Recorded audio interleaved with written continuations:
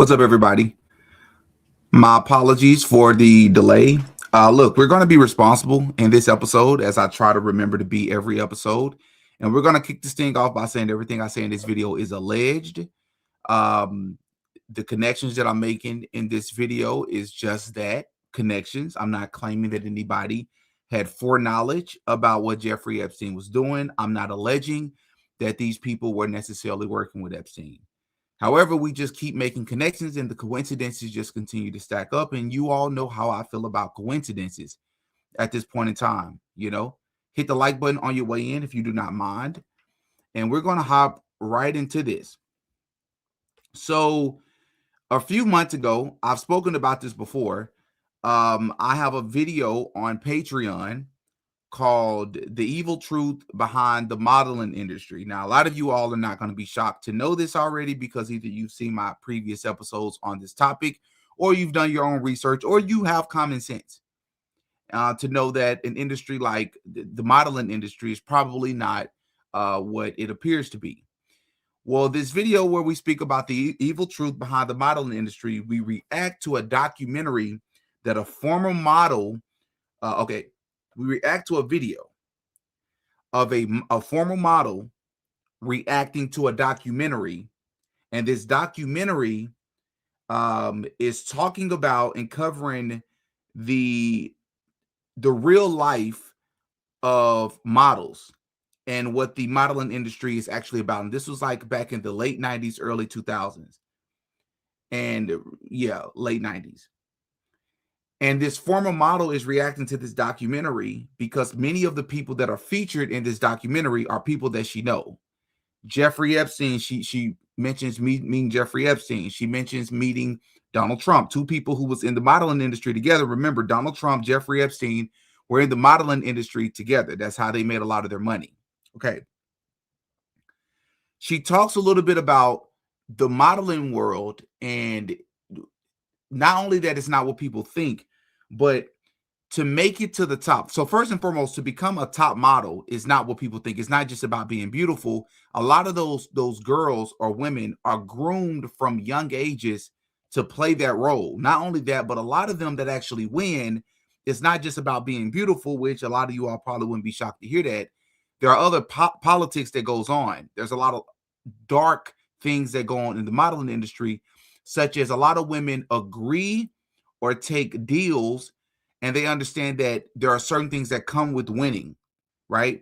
Such as, just one example is, if you win or if you become a top model, you will be tasked with recruiting other women, other young girls. This former model also reveals, while reacting to this documentary, that many of them were underage and their parents knew that they were underage. And not only did they send them to, participate in the modeling world around a bunch of strangers, but they sent them to a whole nother country, right, to become a top model. And more than 98% of models are not successful, right? Because it's what you're willing to do behind the scenes that play a role into your success. But not only from I'm trying not to say certain words on YouTube, not only from a sex perspective, right, or an intimate perspective, but also other things. Like I said, for example, recruiting other women, right, recruiting young boys, things like that. You will be expected to play those certain roles. Keep that in mind as we speak about that, because as we know, Erika Kirk, Erika Frontsby at the time, was Miss Arizona, Miss America, who or whatever, back in 2012. And she won almost immediately, despite not really having a history of participating, which is something that's a reoccurring thing I'm noticing about Erika Kirk. She don't really have a long history of doing certain things, yet she's a part of certain industries, despite not having a history in it, despite not having been a professional, yet she's a part of these certain industries, which I find that to be very interesting. Another thing that's really interesting about this documentary is that she shares that the men that are running the industry, they're all PDF files, which most people shouldn't be shocked to hear that. But more specifically, she calls these people reptilian-like. And if you watch the video, I would highly encourage you to go and watch the video. But if you go and watch the video, this is not a woman that's lost her mind. This is not a woman that's speaking belligerently. This woman is very calm, cool, collected. She's very much so in her right mind. She's very coherent. But when she speaks about these people, she's speaking about it from an experience perspective. Many of them were 15, 16 years old, flew across the world. Their parents literally sent them across the world with the expectations of becoming a model or a top successful model. And it wasn't until they got there that they realized it was closer to prison, right? Like a boot camp. Many of the girls were living like, it was like 5 to 10 girls in one room.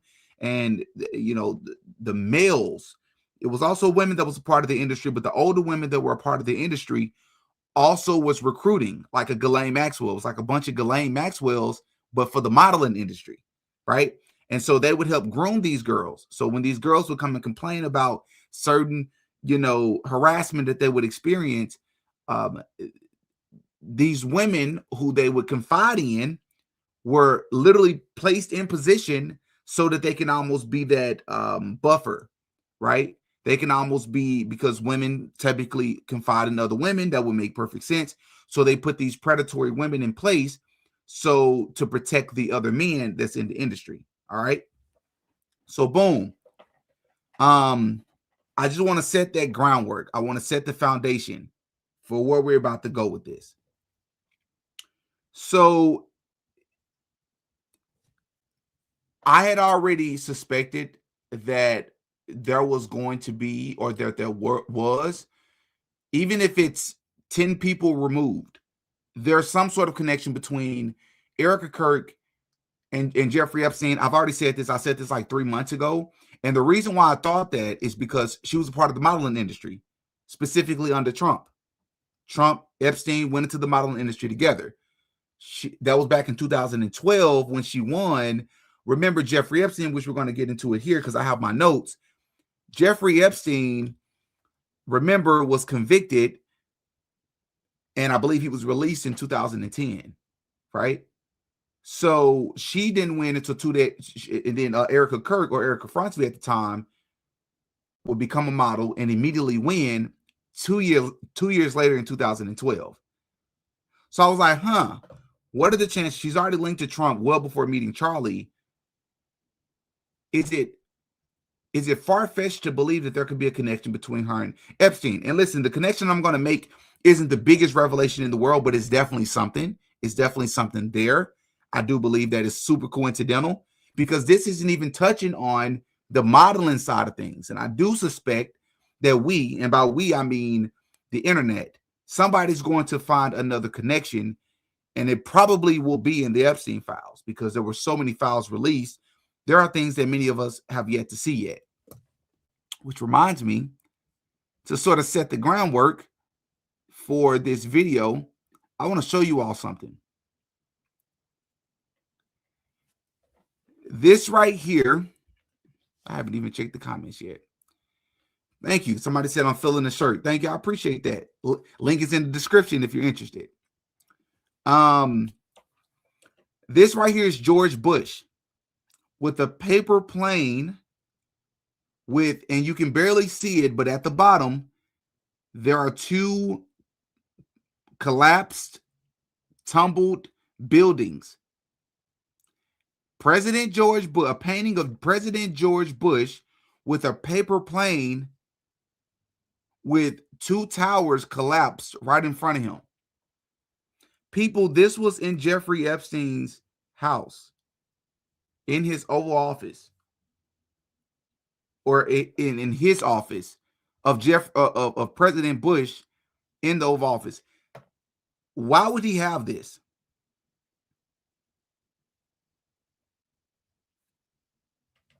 I just want to set the groundwork there. Okay.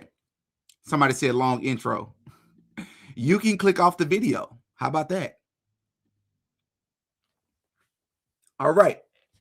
Don't forget to hit the like button once again. I appreciate you. All right. Now let's get into this. So in the Epstein files, there is a luxurious real estate company by the name of Corkin, right? Now, I want to actually show you all what I saw, because let me go to my notes here. All right. So this real estate company, there's a woman by the name of Lynn Rothschild, who, by the way, is listed in the files, and I'm about to show them to you. And this person, Lynn Rothschild, is also suspected to have been the person to introduce Jeffrey Epstein to Alan Dershowitz. Alan Dershowitz is the guy who he's the infamous attorney. A lot of you all will know who he is. But Alan Dershowitz was also the person that helped get Jeffrey Epstein that super sweet deal that we just referenced in 2010, when he was proven guilty that he was a PDF file, yet he was given a huge break. And the little bit of time that he did have to spend in jail, he was given like field trip passes where he could leave on a daily basis or a weekly basis and go to his office. Alan Dershowitz is the guy who got him that sweetheart deal. Okay. So Lynn Rothschild is suspected to be the person to have introduced Jeffrey Epstein to Alan Dershowitz and Jeffrey Epstein to Prince Andrew. Prince Andrew, obviously, this is one of the most infamous photos of Prince Andrew with the underage Virginia Giuffre, I believe is her name. And obviously we have Ghislaine Maxwell to the far right. But what's interesting about this picture is that, or speaking of Ghislaine Maxwell, there's, and maybe that's something for a different video, there's pretty considerable proof floating around right now that the person that they're claiming to be Ghislaine Maxwell, that has been showing up for court hearings and things of that sort, is probably a body double. I know that sounds a bit out there for some of you. Some of you will accept that, but I'll have to cover that. But it's pretty crazy, right? People have already been covering that. Is wild. But anyways, so Lynn Rothschild, the person suspected of introducing Jeffrey Epstein to Alan Dershowitz and Prince Andrew, she is listed as the president of this luxurious real estate business, right? And there's another person since the year 2000 that is listed as the CEO and president of this same real estate company. And this person's name is Pamela Lieben. All right, Pamela Lieben. Now, I want to make sure I got this right, which, by the way, Pamela Lieben is also in the Epstein files. All right. So in 2010, remember, Jeffrey Epstein is convicted of being a creep, a PDF file. He gets that sweetheart deal thanks to Alan Dershowitz. The government is told to leave Jeffrey Epstein alone because he is, I forget the term, but essentially in so many words, he's off limits. That leads people to believe that he's either a Mossad or a CIA or one and the same. He's an agent, right? Or he's a spy, right? Well, Pamela, as I'm about to show you, Pamela is emailing Jeffrey Epstein about his infamous property in New York that we all know about. The former prime minister of Israel have been seen there, and the list goes on. This property, they're emailing him about this property, right? But again, I want to remind you that this is during a time where this man has been convicted of something as horrendous as touching children. I would imagine no one would do business with him. Pamela was choosing to do so. All right. So let me make sure I got this together. And she's also emailing a broker. And I believe the broker's name is like Elizabeth something. But we're about to see that here in a second. Let me show it to you. Where you at? Where you at? Hold on one second. Okay. So here, so we have the search history, and maybe this will look better. Let me see. All right, boom. Let's do it that way. So for those of you that don't know, you can just go to justice.gov/Epstein, and then you're going to have to just verify your age and things of that sort. And then you can come to the search bar. Here, I typed in Corkin group, and let's just click on maybe 3 of the first 4 or 5. So this right here is to Jeffrey Epstein from the Corkin group. And the subject is your friend blank sent you a listing from Corkin.com. Listing details from Corkin.com. Dear Jeffrey, your friend blank just visited our website, Corkin.com, and thought you would be interested in this property. You can view the property by clicking the link, by clicking on this link. If you have any questions or comments, please contact us at feedback@Corkin. Your friend's email address is blank. All right. So they're openly, and the price of it is $500,000, only $500,000. And that was $500,000 in 2010. So this is April 6, 2010. Once again, this is probably the worst time because it's made it was all in the news that Jeffrey Epstein was this creep. They're openly doing business with him here. All right. So this is another one from blank to Jeffrey Epstein. And as we can see here, Pamela Lieben, CEO and president. All right. So this is her forwarding emails on behalf of him for the 9th East. And this is regarding NDAs, by the way. NDAs about the property, which was 9 East 71st Street. So let's see. Let's go to data set 9. So yeah, so here this is important because this shows the name of the broker, right? The senior associate broker. Her name is Elizabeth Pazzulli. It says, "Hi, please be advised that the sellers have accepted an offer for their apartment. We thank you." This is to Jeffrey Epstein. "We thank you for yours and wish you all the best with your continued search. As I mentioned in the earlier email, I will be most happy to help you if you were interested. Feel free to call or email anytime." Then there's one more I want you all to see. So this is data set 11. This is very interesting. So this is to Jeffrey from somebody named Roger Shank. And this is back in 2009. And the person is saying, "Find out who they were, please. Apparently you were discussed." So first and foremost, it was the original email said, from Roger telling Jeffrey, "Apparently you were discussed. A woman says she overheard 2 15-year-olds discussing going to your house. And they said they were going because their dads had agreed that they could then sue you." Jeffrey responded and said, "Find out who they were, please." Okay. Now, that was back in 2009, 2010. Now, in 2018, Erika Kirk, as we more recently just found out, Erika Kirk actually began working for this company. The interesting thing about this is that Erika, just like the modeling industry, just like the EMPs, just like when she was interviewing the CIA, a former director of the CIA and the list goes on, she didn't have a history in real estate. In fact, she didn't even have her real estate license yet. She was pursuing her real estate license, but she began working for this company in October of 2018. What's interesting about that is that earlier that year, in August, she infamously interviewed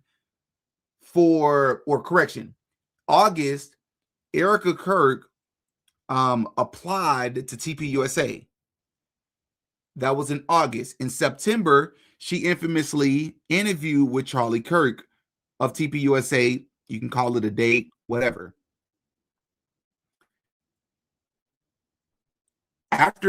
Okay, so that was September. But also during this time, Erika Kirk is pursuing her master's degree at Liberty University. So she's pursuing her master's degree at Liberty University. She just applied to TPUSA. She's also acting at the time because, as many of us have already seen, Erika Kirk was featured on a show called Summer House, where she's drinking during the time she claimed to not have been drinking, where she's actively looking for a relationship when she said she wasn't actively looking for a relationship. So she's acting, she's pursuing a master's degree, she's interviewing with TPUSA, and now we know she also started working for the Corking Group in October of 2018. So here you have the modeling connection through Trump, but you also have the Corking real estate, luxury real estate company that she began working for in October, even though to this day we can never see that it doesn't appear that she ever sold any properties. So why would Erika even be affiliated with them? Right? Why would they hire her and she's yet to sell any properties? This is the same company that was working with Jeffrey Epstein. That's listed all throughout the Epstein files.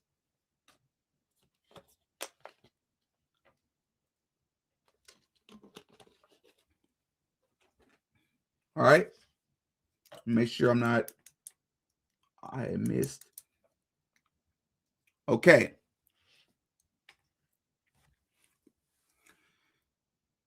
And as if you couldn't connect TPUSA, Charlie Kirk, Erika Kirk to Epstein any worse than that, I want to show you all a video that's trending all over the place of this man that's claiming to have linked an account from the Epstein files to Charlie Kirk's death. Yes, you heard me correctly. And he's claiming that Charlie Kirk's audit would have broke open this shell company called the Delaware Shell Company. And this same shell company was used to pay Epstein for quote unquote business. All right. Now, the reason why this is important is because this same account supposedly purchased Egyptian planes and the security team, which replaced 48 hours before Charlie Kirk allegedly passed away. Right. And they're saying that this was funded from when Charlie Kirk was taken out. Now, two of the big six from the Epstein files were the masterminds of all the security planning for the day Charlie Kirk allegedly was taken out. All right. This guy is claiming that all of this is connected. All right. And I'm going to show you all this, and I will be sure to link any and every video that I include in this video. I'll be sure to link it in the description after this live ends. So with that, I'm going to go ahead and share the screen, and we're going to take a listen to what this guy had to say. I do believe that there's going to be some music playing while he's speaking, so you're going to have to forgive me ahead of time because this will be a little bit loud, but I promise you it's worth it. All right? So let's see what this guy has to say.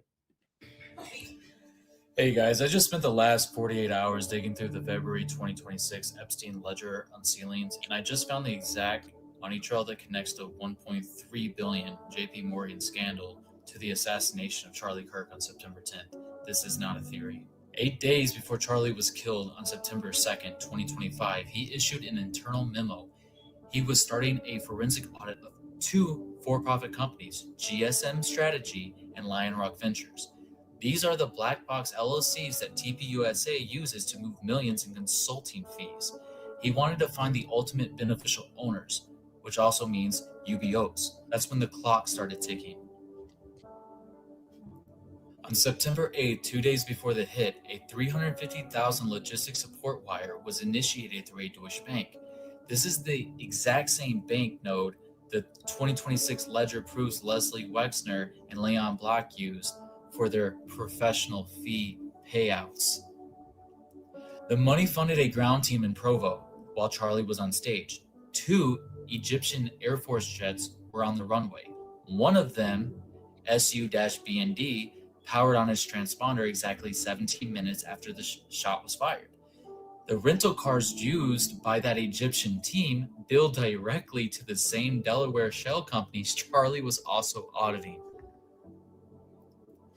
Fast forward to this week. The DOJ just unredacted the Big Six Epstein enablers. 2 of them, Salvatore Nuara and Zurab Makhlidis, are the architects of the security infrastructure that replaced Charlie's loyal guard with a third-party team 48 hours before he died.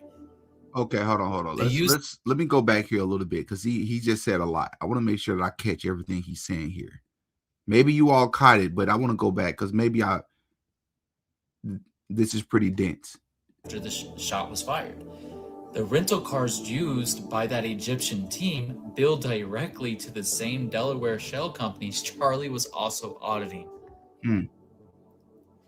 Fast forward to this week. The DOJ just unredacted the Big Six Epstein enablers. 2 of them, Salvatore Nuara and Zurab Makhlidis, are the architects of the security infrastructure that replaced Charlie's loyal guard with a third-party team 48 hours before he died.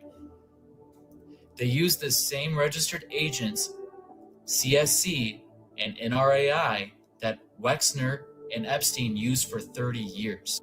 Look, Charlie Kirk wasn't killed for his politics. He was killed because his audit was about to pierce the Delaware shell wall, which would make it legal to get all of those beneficial owners list and see who was making these funds and all of this possible. So stay tuned. If you guys want to know more details and everything, will definitely share everything. I'm not very good at video editing or anything, so if anyone can help me or anything, I would really appreciate it. I love you. Yeshua is king. Don't let anyone move your faith. Love y'all. Stay safe. I think it appears here from just a TikTok name that his name may be William Cody Baz. William, I appreciate it, man. I just want to say that you don't have to be great at video editing, especially if you see this video, man. Like the information, the substance is what people care about the most. That is a bit. I would just recommend, like, going forward, it would help to have some imagery as you're speaking about it so people can see these things. But yeah, this video has essentially went viral all over. I see that it's a TikTok video, but I saw it on X. And what I got from that is essentially, if the audit that Charlie put out, if actually pursued, which again, this memo is not something that's another thing that Erika hasn't really spoken about. She's gotten a lot of flack for not reacting appropriately. I'm not even just talking about not properly grieving. What I'm talking about is like the Zoom calls that's come out, her focusing more so on the financials and the amount of money that they've made. But this is one of the things that people haven't spoken enough about. She's virtually said much of, if anything at all, she hasn't said very much at all about the memo, right, that Charlie put out just days before everything took place, right?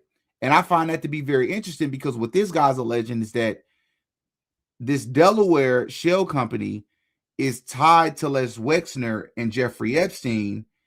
And if the audit was, if there was an actual Doge audit that took place, it would then reveal one thing that I know Candace has said multiple times, that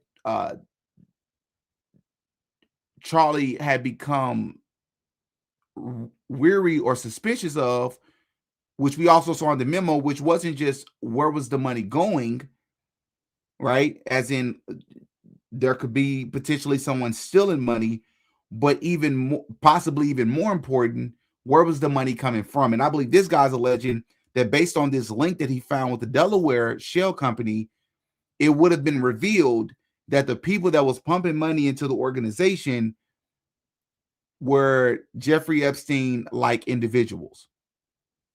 if you catch my drift. People from that country, agents from that country.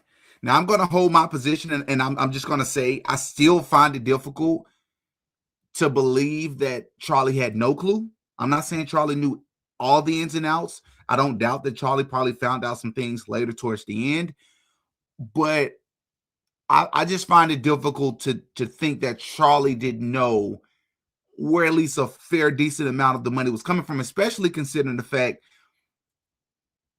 that Candace shared that Charlie and her, I don't want to say they fell out, but they had a disagreement, a pretty important disagreement about the money and the people that Charlie was affiliating himself with that she had bad vibes about. She didn't feel very good about. She thought some of these people were bad people. And essentially he met with some guy, some funder, I believe in Florida. And I believe the guy was a Zionist as well. Lied to Candace about it. That right there, to me, I know a lot of you all like Charlie, but I'm just being honest and transparent with you. That to me says that Charlie knew where he was going and where in the direction he was taking his company. I believe Charlie was well aware. I believe that. And so it does beg the question, what was it that Charlie was trying to figure out that he didn't know with the memo? You know, that is a fair question. I don't know the answer to that. But at this point, I think it's been a long, 4.5, 5 months. It's already been almost half a year since that took place. That's crazy. But so much has been revealed, like we shouldn't be shocked about anything anymore, right? I think it's obvious that TPUSA is a front. It's obvious TPUSA fate was and is a front, allegedly, and that these companies are being used as grifts. I don't even use that word often. And their grift is one that's going to continue to work in the future, by the way, because faith is so important to us. If you say that you're a Christian or you're a Christian Zionist or whatever it may be, people are more willing to especially when the world is becoming more and more progressive and worldly, and they're trying to push this transgender ideology on people. That grift is going to work so much better when you're hell-bent on the Bible. You're saying God this and God that and Christ is king, and you use that as a front to manipulate, especially a lot of young people. Because remember, especially thanks to Brian the auditor, he reminded us that when TPUSA first, the inception, right? From its inception, it was more economically focused, right? It wasn't as faith focused. That came later down the line. And we have to ask ourselves, why? Right?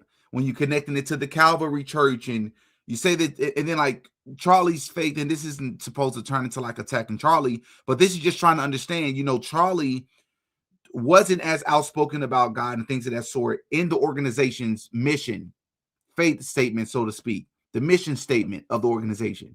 That changed down the line. But when you look at Charlie, it became a bit, what's the word? Unorthodox, non-traditional, the type of Christian that he was. Charlie was extremely smart, very well read. You can tell he knew his stuff.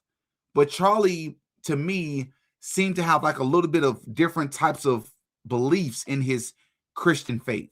He seemed to be he believed in some things with Catholicism, right? Candace has shared that. And if you listen to, if you watch his tweets and you follow Charlie, you can see there were several things that he respected about the Catholic faith. But then he also entertained other beliefs, like obviously Judeo-Christian, which is an oxymoron in itself, right? And this is where he started to sort of veer off from a lot of other conservatives. So, but anyways, I'm ranting.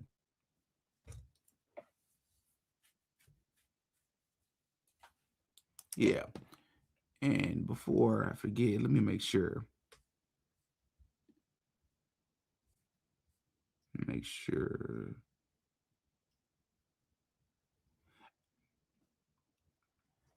Yeah. on the, and let me see, just on the whim of it, I'm actually going to search it with you all right on the spot before I get to your questions. I'm going to, in real time, we're going to go and look and see what comes up when we search turning point. Let's see. Turning point. Let me see how that looks on you all's end. Okay, that works.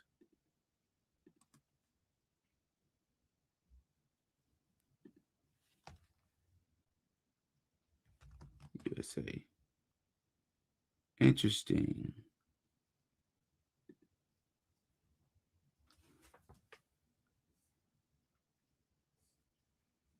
Public affairs. Okay, that's not it. That's not anything there.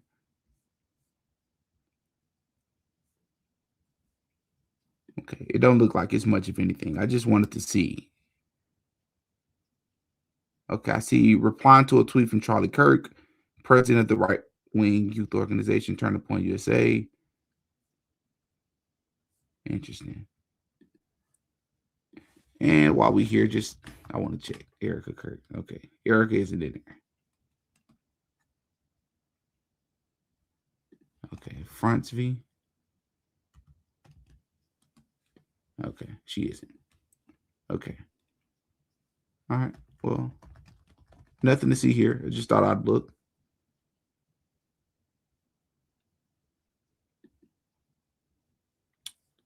FBI cut ties with Anti-Defamation League.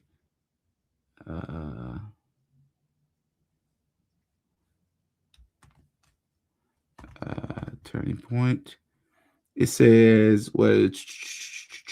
Blank reported that the FBI announced it had cut ties with the Anti-Defamation League after criticism from conservatives over the group's inclusion of Charlie Kirk's Turning Point USA in his glossary on extremism. Kash Patel stated in a social media post that the Bureau won't partner with political fronts masquerading as watchdogs, prompting the ADL to respond that it has deep respect for the FBI. Okay, there's nothing there. All right, cool. All right. Let me get to y'all questions, man. How y'all feeling about this? What are y'all thoughts?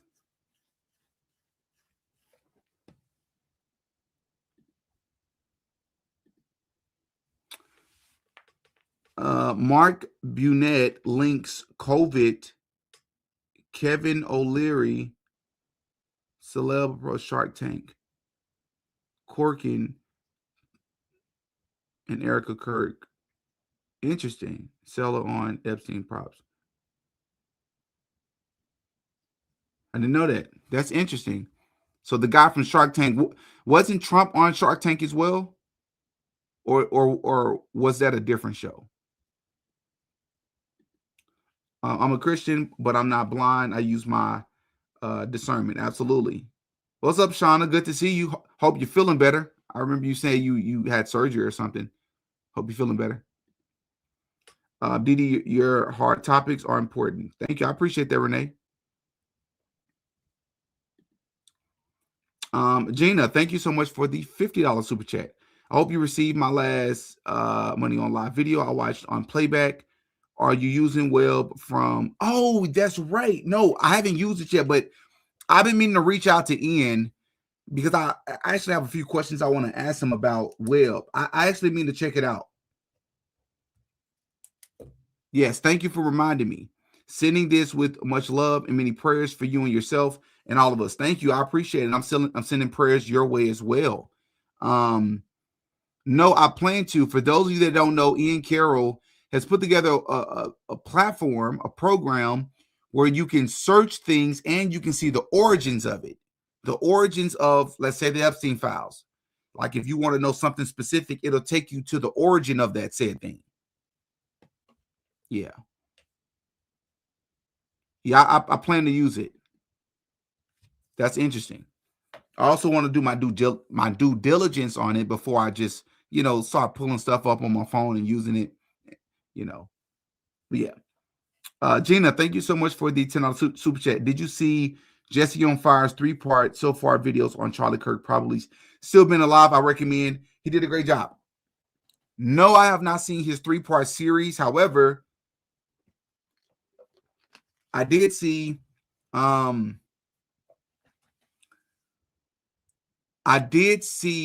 him featured on Jimmy Dore's Live.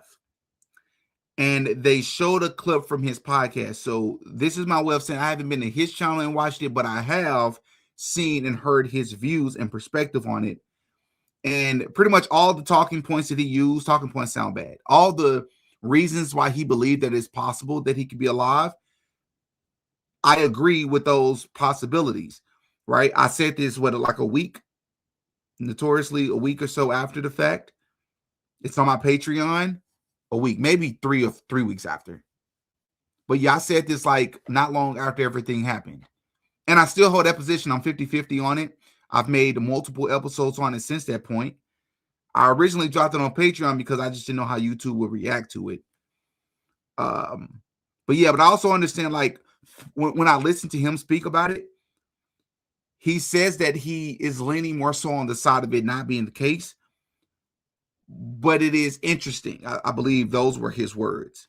To me, I'm saying that I believe it's very, it's a probable,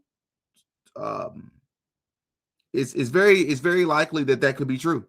It's very likely that it's not true, right? So I'm not entertaining the possibility that if somebody was to tell me just let that go and just believe I don't. I believe that it's possible he's alive. It wouldn't change anything that we're saying, because my reasoning that I would attribute to why he would do this or fake his own, not saying that it's true, but I'm saying that it's possible. The reason why a person would do it is because if they are in fear of their life, they can jump ahead of the curve before something happened to them, right? And just remove themselves from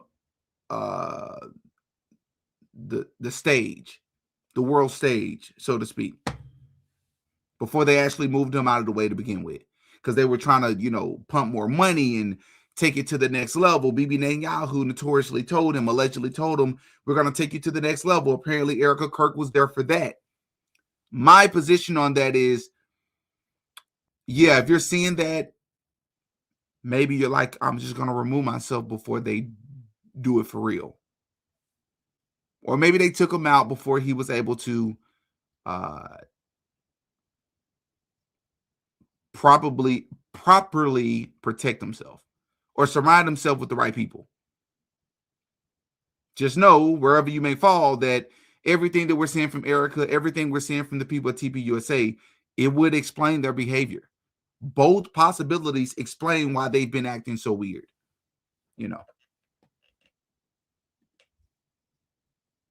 So that's where I'm at with that. Always be true. Thank you so much for the $10 super chat. Remember when Erika on the Zoom call September 16th pretty much said to the TPUSA employees to drop everything they were doing prior Charlie Kirk's incident, the Doge effort. Well, what do you mean? Like, on the Zoom call, she told them to drop everything they were doing prior. I think it was after the Charlie Kirk incident when the Zoom call took place, if I remember correctly. Maybe I read your comment here wrong, but my understanding was the Zoom call happened after.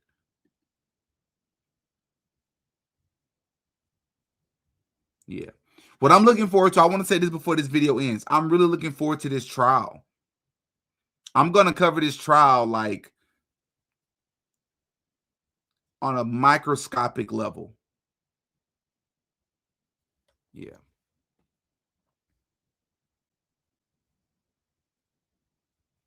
Heck yeah.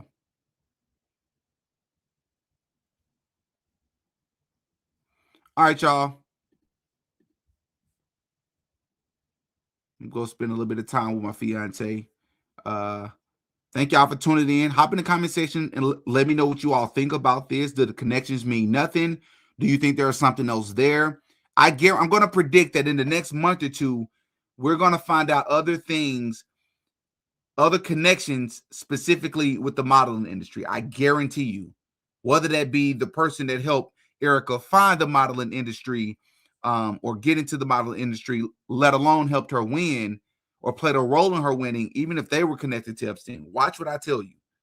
There's already a connection anyways because Trump. But yeah. Y'all in the comment section, give me your thoughts. Please hit the like button again. Link to the Patreon and to the merch store. It's in the description. I'll catch y'all in the next one, man. Y'all be safe. Peace.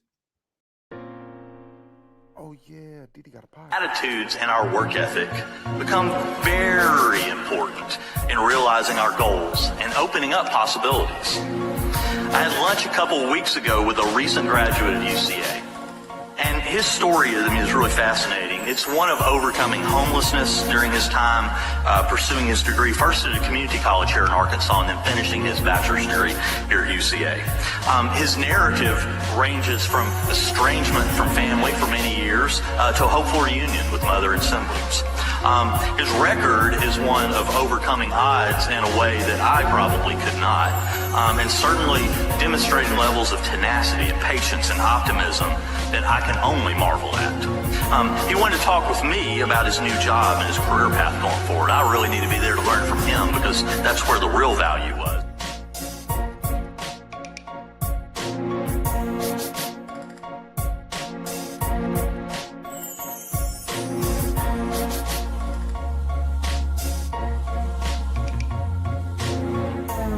Everything I say in this video is alleged. Allegedly. No such thing as a life that's better than yours. Y'all just repeat after me. I really appreciate it. Alright? No such thing. Come on, we can do better than that. Talk to it. Talk to it. Alright, let's start it over. No such thing as a life that's better than yours.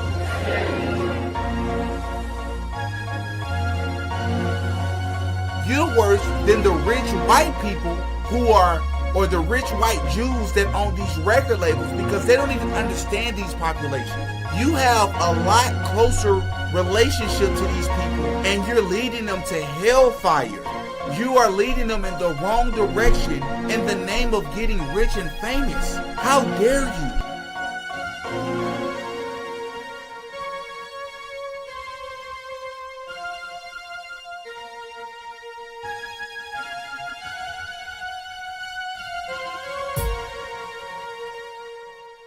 Oh yeah, Didi got a podcast.